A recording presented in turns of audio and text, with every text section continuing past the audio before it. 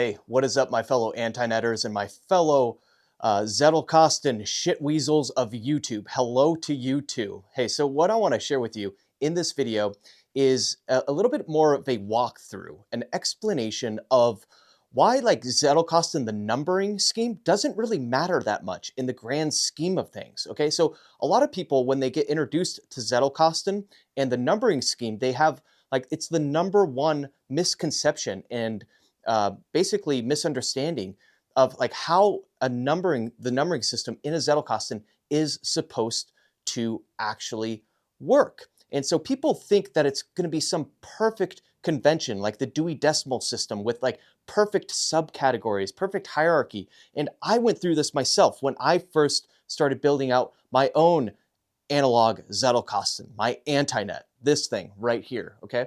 And so the thing that I discovered is that it's this weird contradictory thing where like the categories the top level categories matter, yet they like evolve into chaos and then they don't really matter. And I'm going to show you exactly what I mean.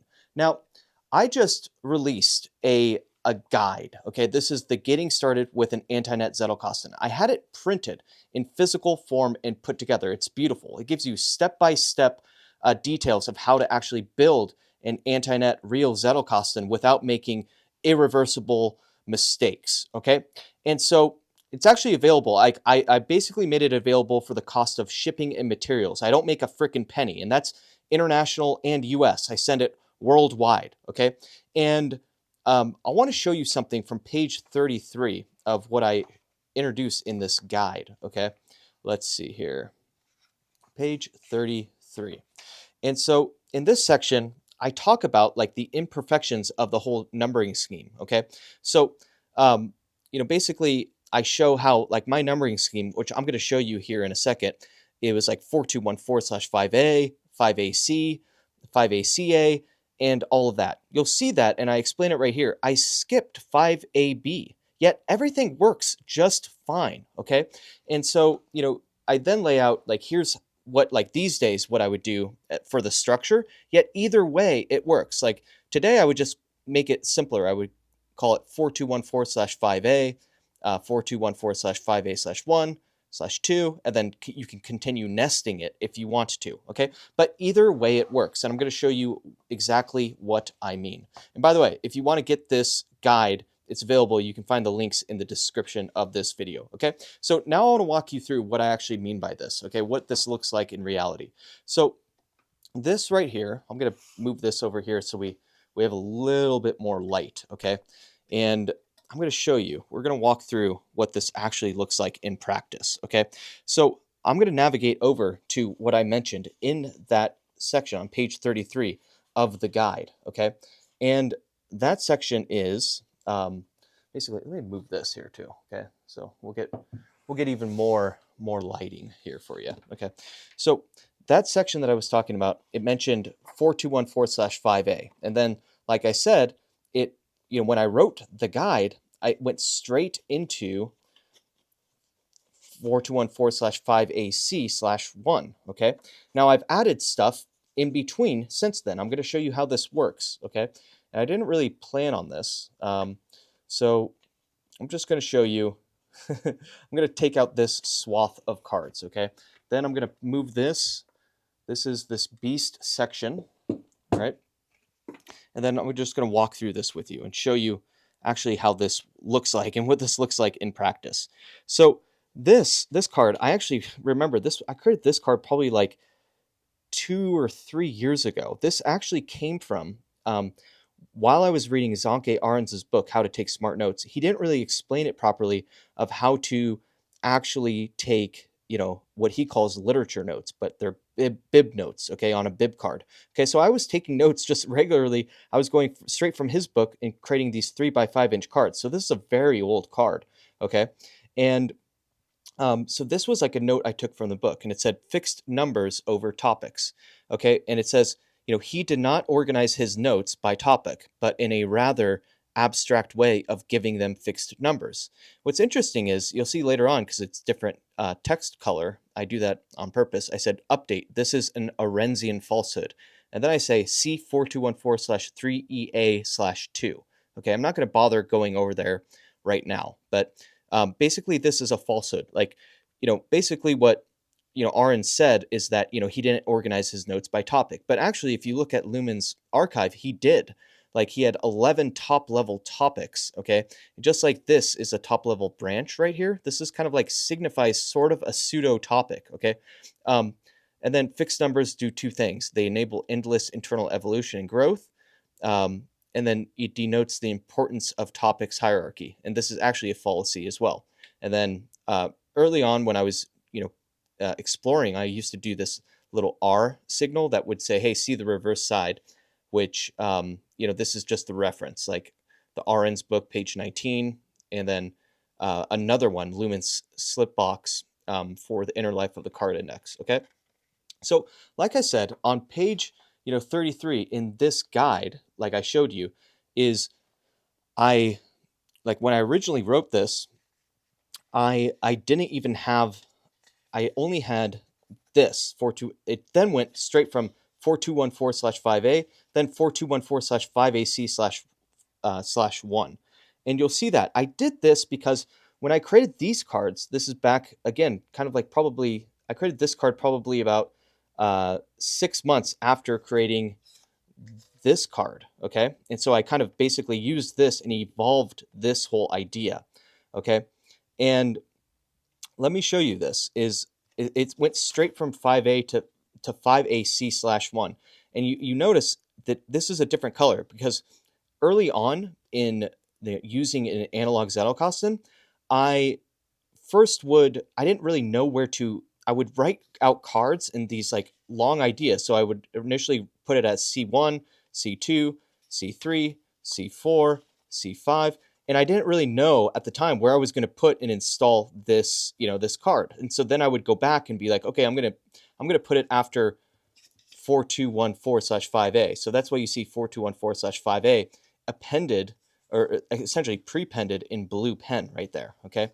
And so, this isn't necessarily the perfect way to do things. I discovered that later on. Like, if I was to do things today, I would do like 5A/1/2, something like that. But it really doesn't matter. Okay. And then because it's like later on, I decided, hey, I want to add an idea right behind this and before this. So what did I do? I created these sets of cards. And this is 5A/0 and then 5A/1, and it works just fine. And if I even had 4214/5A/0 and I wanted to add a card in between here, you see this? What I would do is I would create a card and I would put like 4214/5A/-1. I do backwards. And Luhmann never did that, but it's a way such that you can inwardly and infinitely basically add ideas in context after and continue evolving ideas infinitely. And this is something, by the way, a commonplace book does not do. You cannot just, if you want to add an idea in the middle of a commonplace book, right, that you've already filled out, what do? You can't add it between. That's the beauty of this analog Zettelkasten system. Okay. So let's just explore this. I want to, this is actually this whole concept. I believe this made its way into the book, but it might have made its way into, I created like an offshoot of the book because it was already 594 pages, which is really what happens when you use an anti-net Zettelkasten or an analog Zettelkasten, is you end up becoming a writing machine. Okay, not just hey, I'm going to take notes in Obsidian and basically create metadata, all that stuff. You actually turn this stuff into writing. So, all right, this first card, let's just to refresh. This talks about fixed numbers over topics, and basically it talks about how Zanke Aaron said, hey, Luhmann did not organize his notes by topic, but in a rather abstract way of giving them fixed numbers. Okay, so then I say, Zanke Arens writes that Luhmann did not organize his notes by topic. And then this little thing is a convention I've adopted. It's kind of like a footnote. It says Arens, page 19.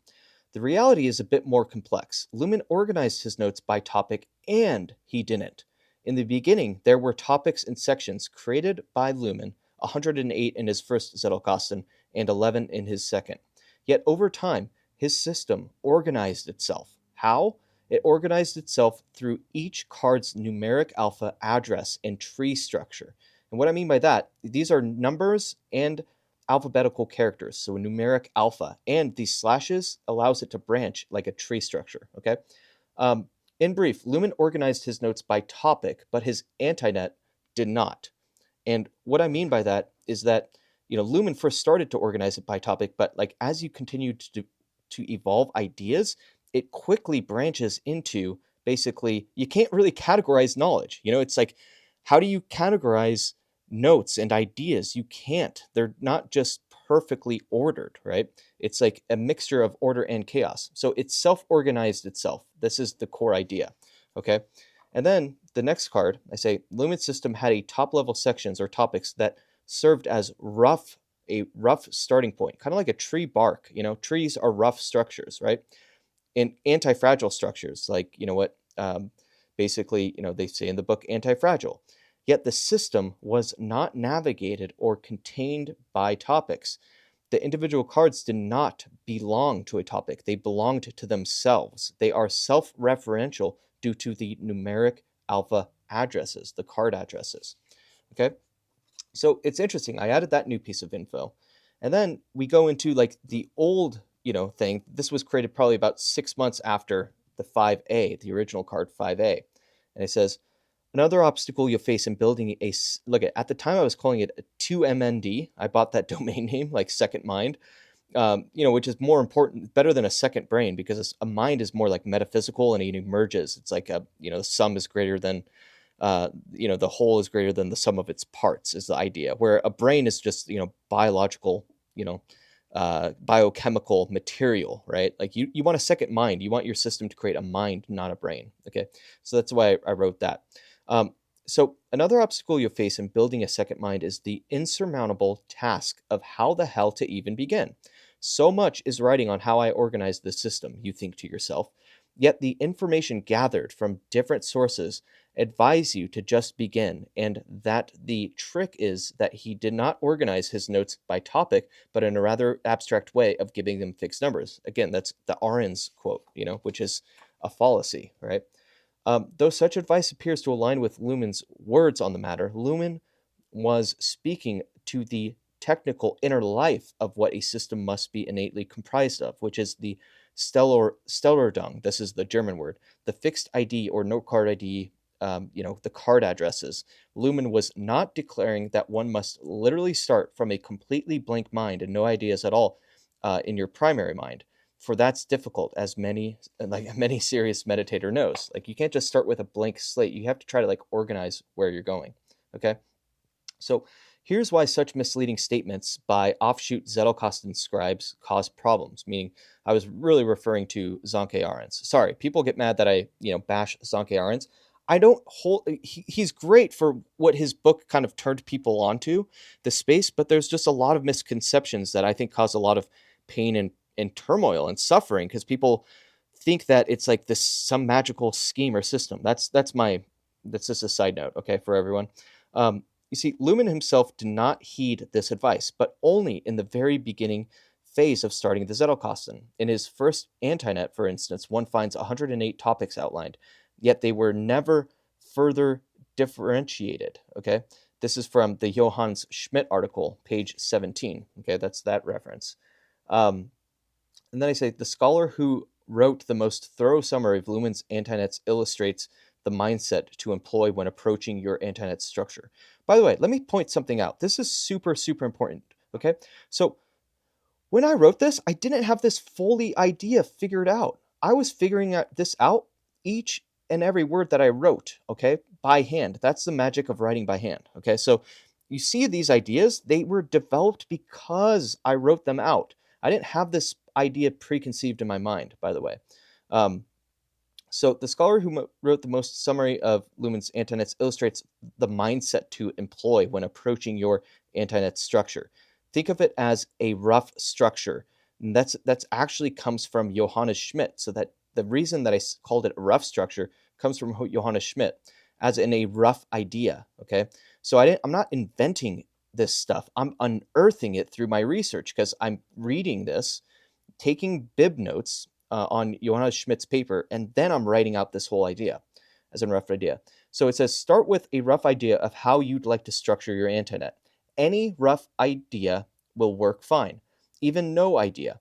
The reason for this centers around the infinite internal branching you can grow it into, okay?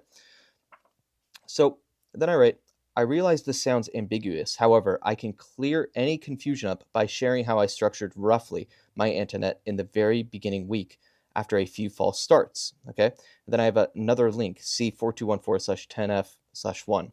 You'll find the best way to learn and experience the internet and the power of getting to the point wherein you start experiencing the inexplicable sense of a communication with your second mind. And, that's what Luhmann talked about. He's like, this is communication with note boxes. It's communication with yourself. It's your own internal dialogue that's created. And that's what I'm going through right now because I know where I was. I was in my San Diego office in, July of 2021 writing this out. Like I also have another second order operation going on in my mind while I'm reading this to you. You see? All right, now here's an example of a hop link card. It says everything you'll ever really need when setting about to build your own antinet. Okay, then I linked to this big long card. And the reason I inserted that there is because, as you'll see, right here, I talk about the best way to learn experience the internet, getting started, right? How to structure it early on. So that's why I did that. So you kind of see how all these things they interact and interlink together. And then it just continues on. So you see how like this structure, like early on, like I didn't have the best, clearest numbering scheme, but that's not a problem. Like it still works and it still flows because I've just created a number and continued to branch. So this is why numbering, like it matters, but it doesn't matter. Like all you need to do is just make sure you add the branch, top level branch, and then just, continue to evolve your ideas. So hopefully that explains it. This little exercise explains it in practical terms. And if you want to learn more, there's so much packed into this getting started guide. You'll see I go through all the mistakes and all the different sections, and you can find and actually pick up this guide for the cost of shipping and materials in the description below. And hope that helps you out. All I want to say is peace and love, and I look forward to continuing to make these videos for you. And always remember to stay crispy, my friend. Peace.